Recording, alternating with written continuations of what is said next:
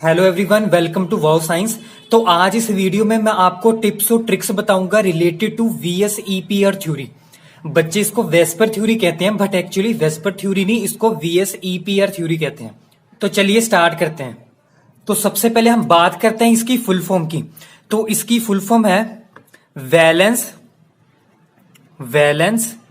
Shell electron pair repulsion. तो ये है इसकी full form, valence shell electron pair repulsion. अब इस थ्योरी का एम क्या है, इसने क्या चीज बताई, इसकी इंपॉर्टेंस क्या है। इसने बताया कि जो सेंट्रल एटम के जो वैलेंस इलेक्ट्रॉन होते हैं वो क्या करते हैं, मॉलिक्यूल की शेप को आइडेंटिफाई करते हैं, डिटेक्ट करते हैं। मतलब अगर मॉलिक्यूल में सेंट्रल एटम है हमारे पास, उसके पास अगर वैलेंस इलेक्ट्रॉन है तो जितने वैलेंस इलेक्ट्रॉन होंगे उसी के हिसाब से उस मॉलिक्यूल की शेप डिसाइड होगी। मतलब पूरी शेप किस पे डिपेंड है, उसके वैलेंस इलेक्ट्रॉन पे, सेंट्रल एटम के। तो इसकी स्टेटमेंट है, लिखो, ये है वैलेंस इलेक्ट्रॉन्स, मैं इलेक्ट्रॉन्स को ऐसे लिखता हूं, इलेक्ट्रॉन्स, ठीक है, of central atom decides the shape of molecule। Okay, तो मॉलिक्यूल की जो शेप है किस पे डिपेंड करती है, सेंट्रल एटम के वैलेंस इलेक्ट्रॉन पे। ओके, तो अब हम बात करते हैं ज्योमेट्री की। ज्योमेट्री, ये सभी टिप्स हैं, अपने याद रखनी है, ठीक है। तो फर्स्ट हम बात करते हैं ज्योमेट्री, मॉलिक्यूल की ज्योमेट्री कैसी होगी। तो अगर हमने मॉलिक्यूल की ज्योमेट्री बतानी ना, तो उसके लिए हमें क्या चाहिए, loan pair plus bond pair, loan pair plus bond pair. इस चीज का मतलब क्या है कि अगर आपको एग्जाम में पूछा जाए कि इस मॉलिक्यूल की ज्योमेट्री बताओ, तो आपने क्या करना है, उस मॉलिक्यूल में लोन पेयर और बॉन्ड पेयर दोनों को कंसीडर करना है, ठीक है, और दोनों को प्लस करके बताना है कि उसकी ये वाली ज्योमेट्री है, ठीक है। नेक्स्ट हम बात करते हैं कि अगर मॉलिक्यूल की शेप बतानी हो, फॉर शेप, तो शेप के लिए हमने सिर्फ बॉन्ड पेयर जो है कंसीडर करने हैं, बॉन्ड पेयर ओनली कंसीडर।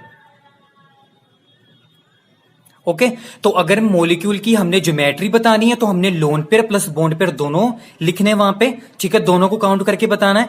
अगर हमने शेप बतानी है किसी भी मॉलिक्यूल की तो हमने क्या बताना है, उसमें सिर्फ बॉन्ड पेयर को ही काउंट करना है, तो उसके लिए उसके विद रिस्पेक्ट टू शेप आ जाएगी, ठीक है। इसकी एग्जांपल करते हैं, जैसे हमारे पास है ClF3 मॉलिक्यूल, ठीक है। अब इस मॉलिक्यूल की हम ज्योमेट्री भी बताएंगे और शेप भी बताएंगे। देखो कैसे, सबसे पहले हम इसकी हाइब्रिडेशन देखते हैं। तो यहां पे क्या है, क्लोरीन है, इसके यहां पे वैलेंस इलेक्ट्रॉन की बात हो रही है ना, वैलेंस शेल इलेक्ट्रॉन्स की, तो यहां पे वैलेंस शेल इलेक्ट्रॉन्स काउंट करते हैं। क्लोरीन एटॉमिक नंबर कितना होता है, 17 होता है।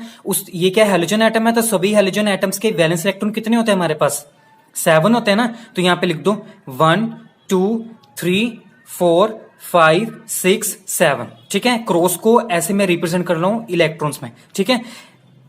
अब यहां पे क्लोरीन के साथ कितने हमारे पास फ्लोरीन अटैच्ड है, 3, तो यहां पे 3 अटैच कर दो, 1 2 3, ठीक है। अब इलेक्ट्रॉन बेस काउंट कर लो कितने हैं, ये हो गया 1 2 3। अब यहां हमारे पास क्या है, कोई भी हमारे पास यहां पे कोई भी बॉन्ड फॉर्मेशन नहीं हुई ना किसके साथ, ये इलेक्ट्रॉन्स बॉन्ड फॉर्मेशन में पार्टिसिपेट नहीं है।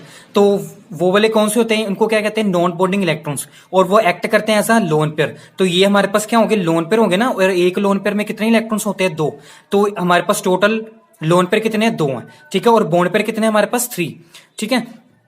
तो यहां पे लोन पेयर कितने हमारे पास, 2 हैं, और बॉन्ड पेयर कितने हमारे पास, 3 हैं, ठीक है। तो इसको काउंट कर लो। ज्योमेट्री के लिए क्या करना है, lone pair plus bond pair, so 2 + 3 कितना हो गया, 5। तो 5 के लिए क्या होता है, sp3d। ये क्या होती है, sp3d होती है ना 5 के लिए हाइब्रिडेशन। ये वाली ट्रिक हाइब्रिडेशन कैलकुलेट करने के लिए मैंने पहले से ही वीडियो अपलोड की हुई है, अगर आपने नहीं देखी अभी तक तो इस वीडियो के डिस्क्रिप्शन बॉक्स में लिंक होगा, आप वहां से देख सकते हैं। ओके, तो चलिए, यहां पे क्या है, 5 है ना, तो इसके लिए 5 के लिए क्या हो गया, sp3d। अब यहाँ पे sp3d मैंने कैसे लिखा 5 के लिए, देखो यहाँ पे काउंट कर लो, यहाँ पे कोई भी पावर नहीं है तो इसको कंसीडर कर लो 1। यहाँ पे तो 3 है, यहाँ पे क्या है 1। सो 1 + 3 4 हो गया, 4 + 1 कितना हो गया 5। तो 5 के लिए क्या होगी sp3d हाइब्रिडेशन किसकी, इस सेंट्रल एटम की। ठीक है, तो ये तो होगी। अब यहाँ पे क्या है sp3d, तो sp3d के लिए ज्योमेट्री कौन सी होती है हमारे पास, ट्राइगोनल बाई पिरामिडल ना। इसके लिए भी मैंने ऑलरेडी ट्रिक बनाई हुई है।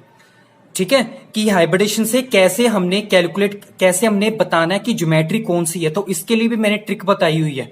इसका लिंक भी आपको डिस्क्रिप्शन में मिल जाएगा, वहां से देख सकते हो। ओके, अब यहाँ पे sp3d के लिए क्या होगी, ट्राइगोनल बाई पिरामिडल ज्योमेट्री। ठीक है, तो इसकी शेप अब क्या होगी फिर, अब यहाँ पे इसकी ज्योमेट्री ड्रॉ करते हैं, इसकी शेप ड्रॉ करते हैं। ठीक है, यहाँ पे क्या है Cl, ट्राइगोनल बाई पिरामिडल ऐसे ही होता ना। यहां पे एक्सियल में मोस्ट इलेक्ट्रोनेगेटिव एटम्स होते हैं, यहां पे भी इलेक्ट्रोनेगेटिव डेट इज F, और यहां पे क्या हो गया हमारे पास लोन पेयर। तो ये होगी हमारे पास ट्राइगोनल बाई पिरामिडल ज्योमेट्री। अब अगर हमने इस मॉलिक्यूल की शेप बतानी, क्या शेप है इसकी, तो हमने बोला ना शेप के लिए बॉन्ड ऑर्डर को सिर्फ कंसीडर करना, लोन पेयर को कंसीडर नहीं करना। तो ये लोन पेयर को कंसीडर नहीं करना, तो ये कौन सी शेप बन रही है, ऐसे बन रही है ना, इस तरह की टी शेप ऐसे। तो इसकी जो शेप होगी वो कौन सी होगी, टी शेप।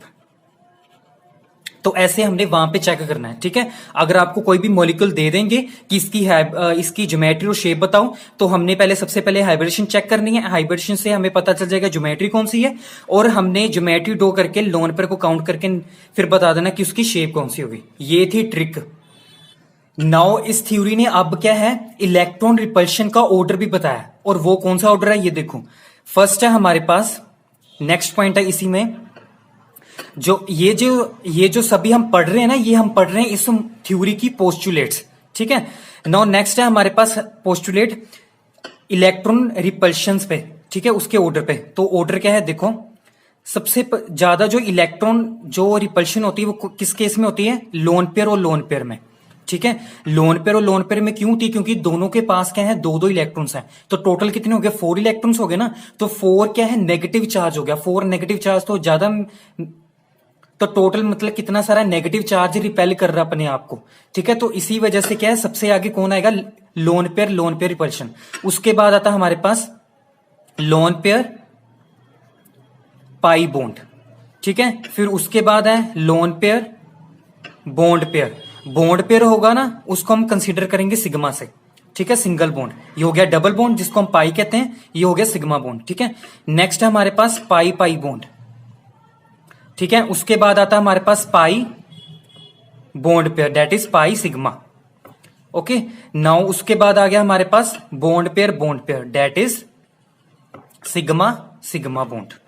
ठीक है, तो ये तो था ऑर्डर हमारे पास इलेक्ट्रॉन रिपल्शन का, कि सबसे ज्यादा इलेक्ट्रॉन रिपल्शन किस केस में होती है, लोन पेयर के केस में। अगर किसी मॉलिक्यूल में आपको 2 लोन पेयर इकट्ठे दिखते हैं, तो उस वाले मॉलिक्यूल में क्या होगा, रिपल्शन ज्यादा होंगी। ठीक है, रिपल्शन ज्यादा तभी हो सकती है उस मॉलिक्यूल में अगर वो लोन पेयर मिनिमम एंगल पे लाई कर रहे होंगे। ठीक है, अगर तो मॉलिक्यूल में मिनिमम एंगल पे लाई कर रहे होंगे लोन पेयर्स 2, तो उस मॉलिक्यूल में रिपल्शन ज्यादा होगी। अगर रिपल्शन ज्यादा होगी तो क्या होगा, मॉलिक्यूल अनस्टेबल होगा, वो एग्जिस्ट ही नहीं करेगा फिर।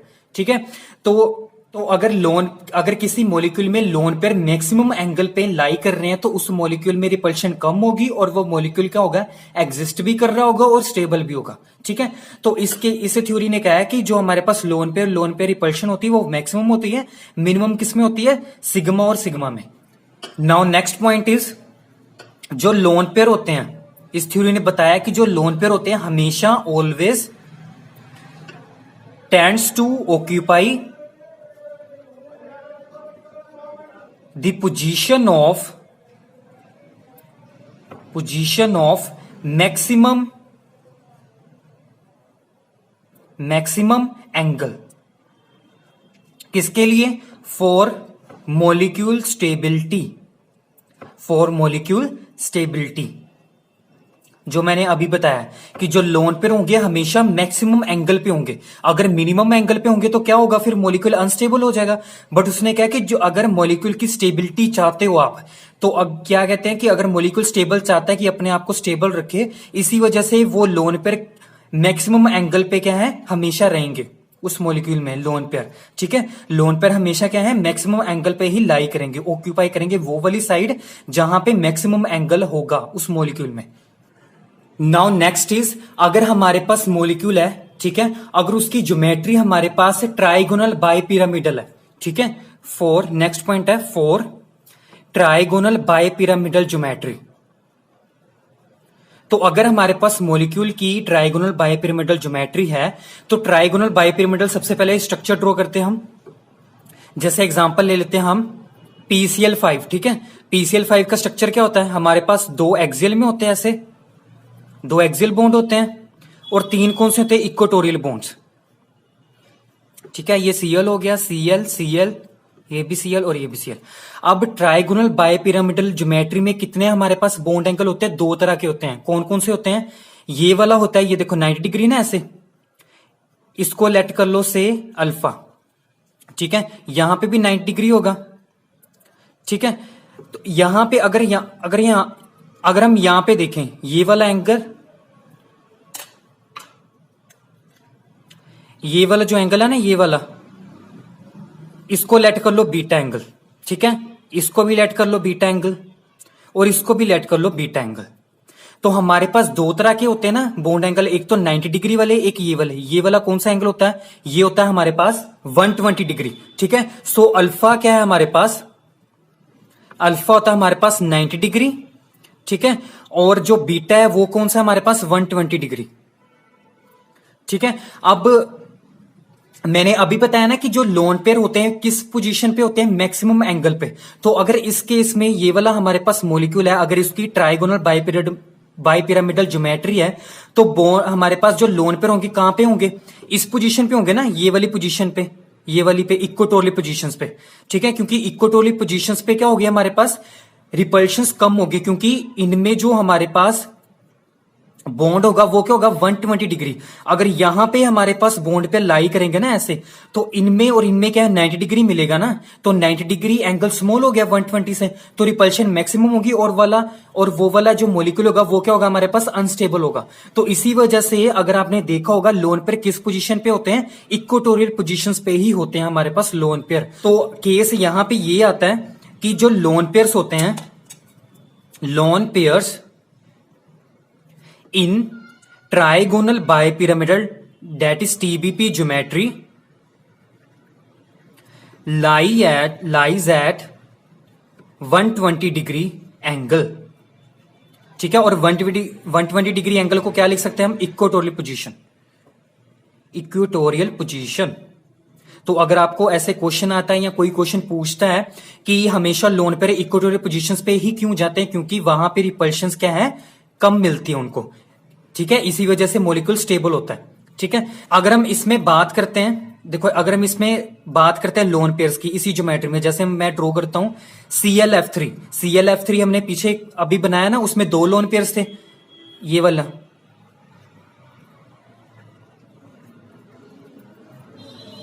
ये थे हमारे पास दो लोन पेयर, ठीक है। इसको मैंने ऐसे बना दिया, ये वाली होगी, ठीक है। यहां पे अभी मैंने बताया इनमें क्या है एंगल, 120 डिग्री, ठीक है। यहां पे क्या एंगल है, ये वाला एंगल, ये है 90 डिग्री एंगल, ठीक है। अब यहां पे अगर यहां पे ये होता लोन पेयर, ये वाला लोन पेयर यहां पे होता, तो रिपल्शन मैक्सिमम मिलती ना उनको दोनों को, क्योंकि 90 डिग्री होता, ठीक है। लेस एंगल तो बॉन्ड जो हमारे पास रिपल्शन होगी वो क्या होगी, लोन पे रिपल्शन मैक्सिमम होनी थी ना। अब यहां पे अगर ये दो लोन पेयर्स हमारे पास 120 डिग्री पे हैं, तो इसी वजह से ये वाला मॉलिक्यूल क्या है, स्टेबल है, ठीक है। अगर मैं यही बात इसमें दूसरे में करता हूं, दूसरा केस में लेता हूं, ये वाला, अगर लोन पेयर एक्सियल पोजीशन पे जाते हैं, इक्वेटोरियल पे नहीं जाते हैं, ये वाला केस हो गया। अगर ये वाला केस होता तो ये वाला मॉलिक्यूल एग्जिस्ट ही नहीं करता, मतलब ये अनस्टेबल होगा फिर, है ना। क्यों अनस्टेबल है, मैंने अभी बताया कि यहां पे जो लोन पेयर है, यहां पे क्या लोन पेयर ऐसे 90 डिग्री पे है ना, ठीक है। ये वाला लोन पेयर इसके बॉन्ड पेयर से 90 डिग्री में है, ठीक है। और ये वाला लोन पेयर इस बॉन्ड पे भी 90 डिग्री है, इस बॉन्ड पे भी 90 डिग्री है, ठीक है। यहां पे भी 90 डिग्री, यहां पे, मतलब स्मॉल एंगल होगा ना इन सभी के लिए, मतलब एक लोन पेयर जो है ठीक है, 390 डिग्री पोजीशंस ऑक्यूपाई कर रहा है। दो लोन पेयर कितने करेंगे total 690 degree. 690 degree small angles है, इसी वजह से रिपल्शन मैक्सिमम होगा, इसी वजह से ये वाला मॉलिक्यूल एग्जिस्ट नहीं करेगा। ठीक है, वैसे तो आपको लग रहा होगा कि ये 180 डिग्री पे है, ठीक है, बट यहाँ पे ऐसा केस नहीं है, यहाँ पे एक 90 डिग्री वाला केस है, क्योंकि यहाँ पे एक जो लोन पेयर है वो अगर एक्सियल पोजीशन पे है तो एक्सियल पोजीशन ऊपर टॉप पे ही है, बिलो पे भी है। ठीक है, तो ये सभी के विद रिस्पेक्ट टू सब कुछ यहाँ पे आएगा। फिर यहाँ पे सभी हमने 90 डिग्री वाला केस ही लेना है। ठीक है, तो यहाँ पे 3 स्मॉल 90 डिग्री वाले हमारे पास बॉन्ड एंगल है, इसी वजह से ये मॉलिक्यूल क्या है हमारे पास वीक है। ठीक है, और अनस्टेबल है, एग्जिस्ट नहीं करता। Now next point for octahedral geometry. Octahedral geometry, इसकी हाइब्रिडेशन कितनी होती है हमारे पास sp3d2। ठीक है, ऑक्टा का मतलब क्या होता है 6 होता है ना, तो यहां पे टोटल काउंट कर लो 3 + 2 5 और 5 + 1 कितना हो गया 6 हो गया। तो हाइब्रिडेशन ऐसे चेक करनी होती है। ठीक है, तो हाइब्रिडेशन कितनी होगी हमारे पास इस ज्योमेट्री के लिए sp3d2। ठीक है, अगर हम इसमें इसे थ्योरी ने बताया है कि जैसे ट्राइगोनल बायपिरामिडल का केस हमने किया कि जो लोन पेयर होते हैं हमेशा इक्वेटोरियल पोजीशन पे होते हैं, मतलब 120 डिग्री एंगल्स पे होते हैं। ठीक है, अब इस अगर ये वाली ज्योमेट्री आती है हमारे पास लोन पेयर्स के लिए कि लोन पेयर को कहां पे हमने लाई करवाना है, तो हमने हमेशा क्या करना है 180 डिग्री ही लेना है। ठीक है, कि मतलब जो लोन पेयर्स होते हैं 180 डिग्री पे ही लाई करते हैं। ठीक है, जैसे हम एग्जांपल लेते हैं XeF4 मॉलिक्यूल। ठीक है, XeF4 जिनोन का ही है कंपाउंड। अब इसमें क्या है, इसका स्ट्रक्चर आपको पता ही होगा, ये होता है ये वाला। ठीक है, यहां पे ऊपर और नीचे ये लोन पेयर होते हैं ना हमारे पास। अगर मैं इसकी बात करूं ज्योमेट्री की, तो ज्योमेट्री क्या है इसकी ऑक्टाहेड्रल ज्योमेट्री है। ठीक है, इसकी शेप क्या होगी, मैंने अभी बताया कि शेप के लिए लोन पेयर्स को काउंट नहीं करना, तो हमारे पास क्या है सिंपल ये होगा ना ऐसे, फिर ये बस। तो ये वाली कौन सी शेप होती है, कौन सी शेप होती है, ये होती है स्क्वायर प्लेनर। Square planar. अब इसको स्क्वायर प्लेनर क्यों कहते हैं, ये स्क्वायर की फॉर्म में ना, ये देखो ऐसे अगर इसको मीट करते हैं हम तो ये स्क्वायर बन रहा है ना। ठीक है, स्क्वायर होगा। प्लेनर क्यों है, प्लेनर का मतलब क्या होता है, प्लेनर का मतलब ये होता है कि ये जो मॉलिक्यूल्स है ना सभी ये वाले, ये सभी जो हमारे पास एटम्स है, सॉरी, ये सभी जो एटम्स है वो सेम ही प्लेन पे लाई कर रहे हैं। ठीक है, जैसे फॉर एग्जांपल ये एग्जिस्ट, इसको आप समझ लो ये बॉल है। ठीक है, ये स्फीयर है फॉर एग्जांपल, अगर इन स्फीयर को मैं ऐसे रख दूं, ठीक है ऐसे रख दूं, तो यहां पे लाई करेंगे ना। फॉर एग्जांपल जैसे हमारे पास ये है एक्स एक्सिस, ये है वाई एक्सिस। ठीक है, तो ये एक प्लेन हो गया। प्लेन का मतलब क्या होता है, वो प्लेन का मतलब क्या होता है कि जिसमें दो ही एक्सिस आए, या तो एक्स वाई है या वाई जेड है या जेड एक्स है। ठीक है, इन दो एक्सिस के अलोंग ही हमारे पास ये एटम्स लाई करने चाहिए। अगर ये बाहर हुई तीसरी एक्सिस में लाई कर रहे हैं ना, तो वो क्या होगा स्क्वायर प्लेनर नहीं होगा, मतलब वो प्लेन में नहीं होगा, दूसरा जो हमारे पास एक्स और वाई पे नहीं लाई कर रहा होगा। फॉर एग्जांपल अगर यहाँ पे 3 हमारे पास एटम्स, ये 4 ही ला लो, अगर ये 4 एटम्स हमारे पास एक्स और वाई प्लेन में, एक्स एक्सिस और वाई एक्सिस के प्लेन में लाई कर रहे हैं, और ये जो हमारे पास ये वाला 5th एटम है अगर ये जेड एक्सिस में थोड़ा सा लाई कर रहा है, तो ये वाला क्या होगा आउट ऑफ प्लेन होगा, मतलब प्लेन में एग्जिस्ट नहीं कर रहा होगा। ठीक है, तो ये जो सभी हमारे पास एटम्स है ना, ये 5, ये सभी क्या है एक ही प्लेन में लाई करते हैं, और इनकी शेप क्या है हमारे पास स्क्वायर प्लेनर, ये स्क्वायर में है हमारे पास। ठीक है, तो इसी वजह से इसकी शेप क्या है स्क्वायर प्लेनर। और अगर हमने ज्योमेट्री काउंट करनी है तो लोन पेयर हमने काउंट करना है, तो इसकी ज्योमेट्री होगी ऑक्टाहेड्रल ज्योमेट्री। ठीक है, तो यहां पे इसने बोला है कि यहां पे जो हमारे पास ये होंगे ना लोन पेयर, ये कहां पे एग्जिस्ट करेंगे, यहां पे 180 डिग्री पे। बस आपने सिंपल याद रखना है कि ट्राइगोनल पे इतना 120, ऑक्टा पे 180, और आगे मैं बताता हूं कौन सा। ठीक है, नाउ नेक्स्ट पॉइंट, ये थोड़ा सा इंपॉर्टेंट है, इसको ध्यान से समझना। ठीक है, अगर हमारे पास मॉलिक्यूल है उसकी ज्योमेट्री है पेंटागोनल बायपिरामिडल, ठीक है, PBP। ठीक है, सिंपल पेंटागोनल बायपिरामिडल ज्योमेट्री है अगर किसी मॉलिक्यूल की, तो उसके लिए लोन पेयर हमने कहां पे लगाने हैं। ठीक है, तो इसके लिए 2 केस आते हैं हमारे पास। फर्स्ट केस है 1 लोन पेयर के लिए, 1 लोन पेयर। सेकंड केस है 2 लोन पेयर। अब यहाँ पे केस मैंने क्यों लिए हैं कि अगर हमारे पास मॉलिक्यूल की ज्योमेट्री पेंटागोनल बाइपिरामिडल है, ठीक है, अगर उस मॉलिक्यूल में अगर एक ही लोन पेयर प्रेजेंट है, बाकी बॉन्ड पेयर है, ठीक है, तो अगर एक लोन पेयर है तो वो कहां पे लगेगा, वो लगेगा लाई करेगा 90 डिग्री पे, ठीक है, बॉन्ड एंगल 90 डिग्री पे होगा, ठीक है, फॉर लेस रिपल्शन, ठीक है, 90 डिग्री पे क्यों लाई करेगा, क्योंकि रिपल्शन कम मिले, क्योंकि वो स्टेबल हो, फॉर स्टेबिलिटी, ठीक है। नेक्स्ट केस है अगर उस मॉलिक्यूल की ज्योमेट्री पेंटागोनल बाइपिरामिडल, ये सेम सब कुछ, बट वहां पे दो लोन पेयर्स हैं, तो दो लोन पेयर के लिए क्या होगा, अगर दो लोन पेयर होंगे ना तो वो लाई करेंगे एंगल 180 डिग्री पे, ठीक है, फॉर स्टेबिलिटी के लिए, जैसे हमने ऑक्टाहेड्रल में पढ़ा, ठीक है। तो ये यहाँ पे पर्टिकुलर दो केस आते हैं, अगर लोन पेयर एक ही है मॉलिक्यूल में और उसकी ज्योमेट्री पेंटागोनल बाइपिरामिडल है तो वो एक लोन पेयर लाई करेगा 90 डिग्री पे, ठीक है। अगर उस पे दो लोन पेयर्स हैं उसमें प्रेजेंट है तो वो दो लोन पेयर्स कहां पे लाई करेंगे 180 डिग्री एंगल्स पे, जैसे केस था हमारे पास same as in octahedral geometry. तो ये सब कुछ केस था हमारे पास लोन पेयर के लिए कि lone pair different different geometries पर, कि डिफरेंट डिफरेंट ज्योमेट्रीज होगी, लोन पेयर अगर प्रेजेंट है तो वो कहां पे लाई करेगा, किस पोजीशन पे लाई करेगा, किस बॉन्ड एंगल पे लाई करेगा, ठीक है। तो नाउ नेक्स्ट अब हम बात करते हैं मल्टीपल बॉन्ड्स के लिए, केस हम लेते हैं मल्टीपल बॉन्ड्स के लिए, ठीक है। वैसे तो डबल बॉन्ड ही है ना, मॉलिक्यूल्स में आता है, ठीक है। डबल बॉन्ड्स किस पोजीशन पे लाई करेगा, किस बॉन्ड एंगल पे लाई करेगा, वो हमने केस देखने हैं। जैसे हमारे पास अगर मैं एग्जांपल हूं कोई, हमारे पास है मॉलिक्यूल XCO2F4, ठीक है, ये मॉलिक्यूल है। अब हम इसके दो केस उठाते हैं, दो स्ट्रक्चर बनाते हैं, देखो कैसे। ये सेंट्रल एटम हो गया, ठीक है, इसके हमारे पास यहां पे 4 साइड्स पे फ्लोरीन अटैच्ड है और ऊपर और नीचे हमारे पास डबल बॉन्डेड ऑक्सीजन है, ठीक है। ये इसकी ज्योमेट्री कौन सी, अब बताओ जल्दी से, कौन सी ज्योमेट्री है, कितने इसके साथ लिगेंड्स है, 2 और 4, 6 है ना, तो कौन सी होगी फिर, ऑक्टाहेड्रल ज्योमेट्री, तो इसकी ऑक्टाहेड्रल ज्योमेट्री है ना, ठीक है। अब ऐसे देखना है।